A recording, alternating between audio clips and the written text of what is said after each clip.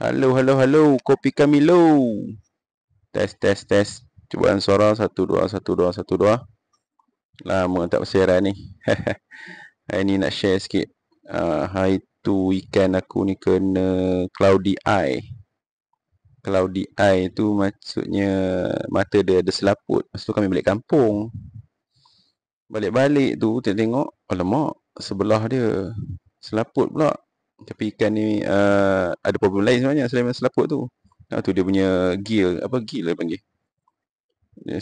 Apa kat insang tu kan, dia terlipat tu. Itu pun tunggu masa tu nak operate. Tapi kita settle kalau dia punya apa selaput tu lagi bahaya. Apa aku buat? Apa lagi? Water change lah. So cara untuk selesaikan cloudy eye ni, ni dah elok lah mata dia. Okay. Masa cara dia, apa yang aku buat, apa tu water change 20%, tukarlah span semua, apa semua, dan letak heater. Garam jangan lupa. 20%. Setiap kali kita water change, kita akan gunakan garam ikan bukan garam ni, bukan garam kasar biasa ni. Ini aku pakai garam ikan yang warna biru tu. Letaklah dalam 2 sudu. Untuk kalau akuarium 4 kaki ni 2 sudu lah. Air tak penuh pun, tapi 20% 2 sudu. Okey, kemudian aku on heater. So heater ni sebenarnya baru beli ni. Sebabnya sebelum ni tak nak pakai heater. Pakai pun masa ikan yang super red lama dulu lah. Yang ni tak expect pun dia akan kena penyakit cloudy eye ni. Kan? Jadi nak tak nak kena beli jugalah. Ni aku beli. Jenama Aquazonic RM32.8. Tak tahulah harga dia okey ke tak ni. Tapi kedai ni kedai dekat dengan rumah je. Sebab nak urgent kan. Mungkin mahal sikit ni. Kalau kedai yang biasa aku pergi tu, Good Luck tu murah sikit. Ini kedai ni terkenal lah dengan harga sebab dia dekat. Tak payah kita nak apa, keluar duit minyak pergi sampai Alostar tu. So sini adalah dia punya special features dia. Automatic. Ni kalau dia dah capai dah dia punya suhu tu, dia auto off.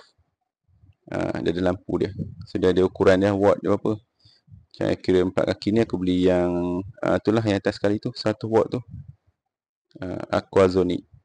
So brand ni boleh katakan boleh dipercayai lah. Trusted brand jugalah. Okay. Kalau untuk orang yang main ikan, dia tahulah. Okay.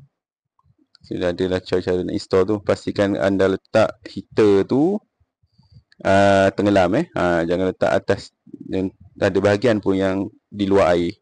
Pastikan semuanya di dalam air. Kalau tidak, boom, letuplah. Situ dia ada punya penanda tu. Ada lampu tu sebenarnya. Bila dia capai suhu dia, dia akan padam. So, suhu yang diset adalah aku letak dalam 31, 32 macam tu lah. Untuk ubat, untuk rawat dia punya mata tu. Sekarang ni Alhamdulillah mata dia dah okey. Kalau tidak tu risau juga. Dia punya selaput takut jadi menebal. Kalau dia menebal tu susah lah nak baik. So next kita akan uruskan dia punya yang terlipat tu, insang terlipat, nutup insang yang terlipat tu. Ini zaman ada ikan bandaraya dulu ni. Ikan bandaraya tu memanglah dia clear lumut, tapi dia berak banyak pula. Aku pula terabai sikit dia punya tahi-tahi tu, menyebabkan mungkinlah air menjadi tidak berapa okey. Dan bernafas dia pun laju sikit, menyebabkan dia punya terkelepek dia punya tu. Tapi ni kategori lama ni, tengok dia punya terlipat. Dia bukan bergulung dah ni, dia terlipat. So next kita akan uruskan dia. Jumpa lagi. Zas.